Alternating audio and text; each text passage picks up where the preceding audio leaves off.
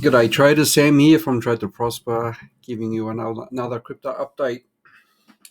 What's the time? Today's Thursday the 27th of October, 2 a.m. I'm going to go to bed soon. Just looking at the final things that are on my trades, seeing where I should put my stop losses and so on. Looking at optimism, I'll be looking at that. Another person gave a request, and it's one of those coins that I'm always interested in and still holding. From this bottom structure. So I did take some profit and bought some more uh, as these dips go. But this one is a beauty. Now, what we can say is that if we look at these, we have in the early days of this chart, we have the bottom and we have another level, clear level. And what we can do is just put a straight line and see how that's going to affect us later on. What we also have is this descending wedge, and I'll explain why it's a descending wedge and this breakout. So if this is a descending wedge, um, there are targets for descending wedges. So the maximum target is there, right? So that level, if this is a pure descending wedge, then that's the target. Now what we've done with this Fibonacci is from the bottom to the top, we did 1 and 0. What we found in the I always use these two numbers, as the golden ratio for me, a range, and it worked. It seems to be perfect. Right there, we got our resistance, and even there. So this number is really working for us. It's holding. So this is a daily, so it's holding up. Still another 8 hours to go, but I think this will range before it makes a decision. Now the 618 is definitely there. 618 is a resistance. Okay, so this level of $1.87 is a resistance. A dollar is really a round number, psychological number, so that's there as well. What is Bitcoin likely to do? I think Bitcoin, when we look at Bitcoin, I believe it's hit a nice resistance, like I said, if you look at my tweets, and now we're going to see if it can get past it. If it can get past it, then I can see this going up to this Fibonacci as well. So this is the target. This from that bottom to that top, that is the range.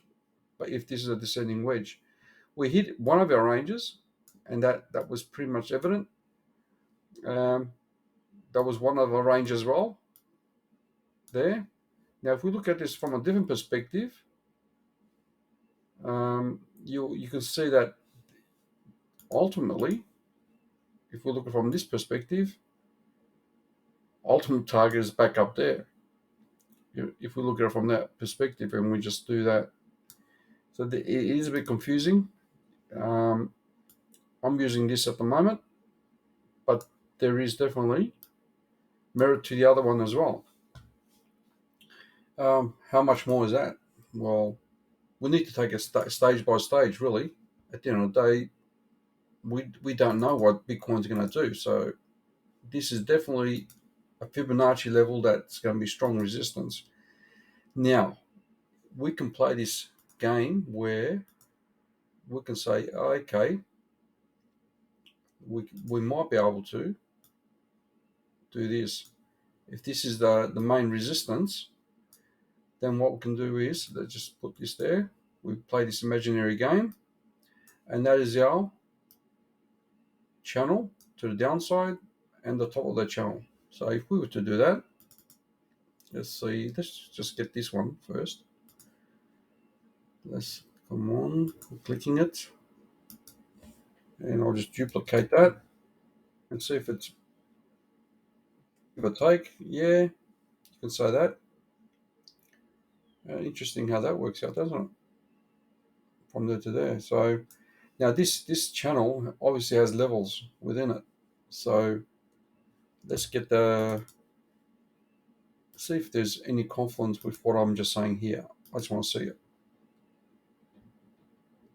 Middle level, yeah, that could be. We sort of found that. So it does equate to that level, top of the channel. So that will be our first, second, potentially third touch. So I think it's likely to be rejected here, and then we'll see what happens after that. You might be able to go break above. We'll need to see that. We can use another Fibonacci. So this Fibonacci was with the fib log off. If we do that, it does make sense, like the 618 there. The 0.5 is still roughly there. Yep, and the 0.382. So now we can stretch this and say that's the range. So now what I got is a range and a channel. Yeah, I think this line has merit rather than going straight down. All right, so definitely this is going to be the hard spot. So I still think it's going to go up a bit. Now let's look at let's what Bitcoin's doing at the moment. Just hold on there for a sec. I don't want to lose that page. All right, here we go. So Bitcoin, like I said on my tweet, that this area, well, I don't know why it's gone all the way there. And I'll just get rid of the Ichimoku. So this level is going to be definitely resistance because we've got the daily 100 moving average, and the 21 moving average is coming down as well. So it hasn't quite come down. Let me just do this. This is the daily chart. Let me see what else we've got. Okay, so that's 100 moving average as well. Could be an EMA. Okay. So this level is definitely resistance because if we look at it from this perspective, we had support, support, and it's not that, and support here as well. So we've got 3 levels of confirmation, and so it's never been tested since then. It's just sliced through it. So do we forget this section and just look at this as a new one? Don't know.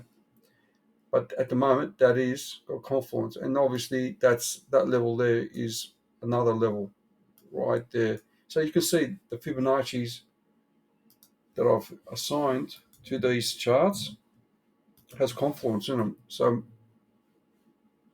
we could see that if we do from the bottom to the top, the 618's there, and the moving averages are there, and it's going to be, I think, a good position to do a small short. It might come down a bit, and we'll see how that goes. So yeah, I think this still could go up to this level here potentially. Let's look at the Nasdaq, see if it's. I think the Nasdaq should be going up. So yes, here we go. The Nasdaq is finding support. So this level, if we could break that, then I think if Nasdaq could go up there, then Bitcoin could do the same. I believe the SP 500 is doing well. Still got more to go, and for that measured move, and I believe the SP 500 is based on like the likes of Google and a few other companies buying their stock and their shares back. So it's artificial in a sense. And what we have also, the last part to this is the Dixie. It's looking bearish. So we have this level really not holding. And this is the 3-day chart. And we got 7 hours left, I think. No, we got 7 hours left. So it's looking bearish. We've broken that parabolic, and so it's likely. So now I can go to my weekly. If I go to my weekly, now we've got the weekly moving averages. And I don't know why I got that.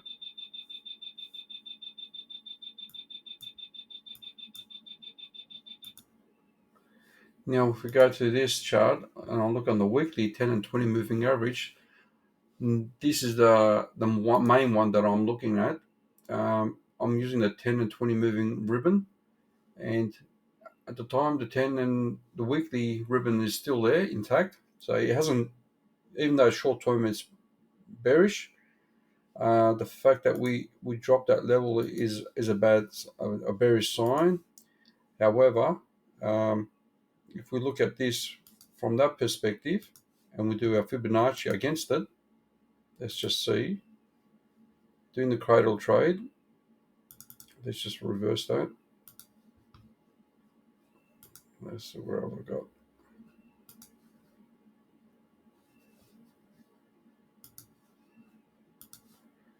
Okay, so it's still within our rules for cradle trade. So we can look at this level here,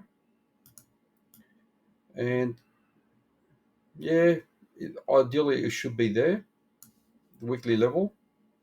And what we want to see is finding support or slow down on this weekly candle. If it drops below this 20 moving average on the weekly, then that is very bearish.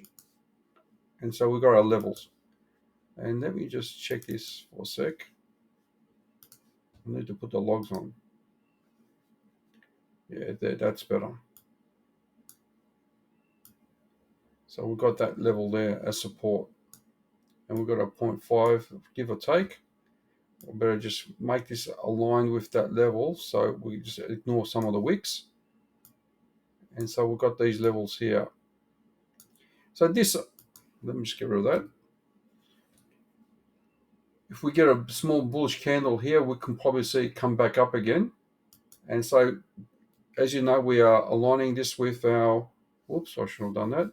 We're aligning with our Bitcoin, the stock market, with the US dollar. Yep. So this is still not finished for the bull run, right? Oh, sorry, for the bull run to be confirmed. If we do this, okay, that doesn't look good. So we drop that on the weekly. That is a bearish sign for the dollar. So we might come down to this level and then bounce back up. From an RSI perspective, it's bearish. That's for sure on the weekly. And that was it, the breakdown. Let's see the MACD. MACD is starting to cross over, but so it's not closed, finished yet, the week. So we can still get a bounce. This RSI is not helping us, and the MACD is showing bearishness. There is a bearish hidden bearish divergence, I would say. So we got to keep an eye on this, and then if this really drops, then we can say, okay, then we could say it's a bit more on the bullish run side if we would drop this 20 moving average on the weekly. So we need to look at that. Going back to this, I still feel like it will get a bit of a rejection. It might come down to this level. It's showing it's really bullish. It might come down to this level for support and then attempt to break it. I don't think it will break at the first touch. So what we're looking at is maybe along these lines. See this area where it hits a resistance, gets a pullback either there or to that level, and then has another attempt, and then probably from there to there, we might get the 0.5, and if it's really bullish, we might even get the 0.618. So it's just a number of scenarios there, and if this is a wave 5, then we're looking for ABC, and it's not really showing. That could be a A. B should be further down. Yeah, so that could be a B, C. It's definitely a strong move, isn't it? Now let's look at a small time frame and let's just chuck our Elliott wave count to it.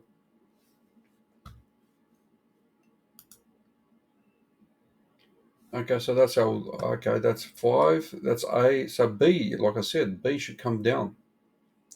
B could be here or to the midsection.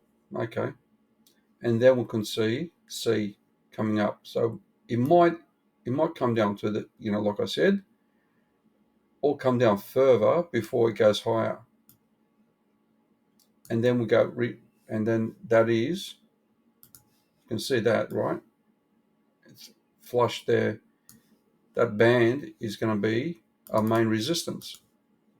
And it's aligned with the Fibonacci there. So we have, Yeah, it's all sort of lining up, isn't it?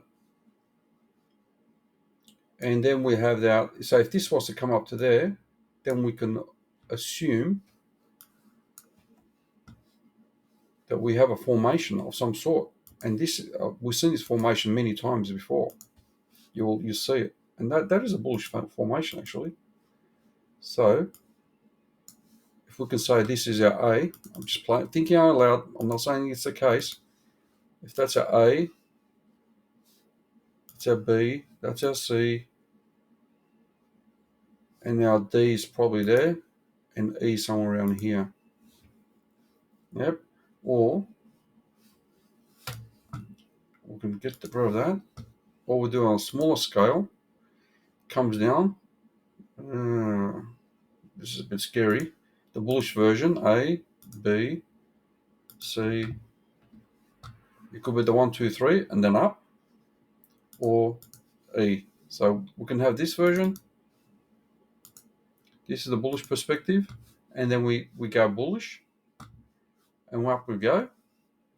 So it might be get to $1.45 the way this is going, and then come back down. Now this could be a bearish perspective as well. So if we look at the bearish perspective, I don't like the way this has come down and then when it's gone up. So that could be A, B, C, D, and E, and then we go down in the bear market. So yeah, early next year, which probably, so we said November, December will be a bullish month. It's turning out to be that way. And then next year is going to be bearish. And that might play out as well. I don't see this going above this level, guys, $1.50, which makes sense. But that's what I got. So I'm going to leave it at that. And hopefully gives you some ideas on how to trade this. Talk to you soon. Cheers.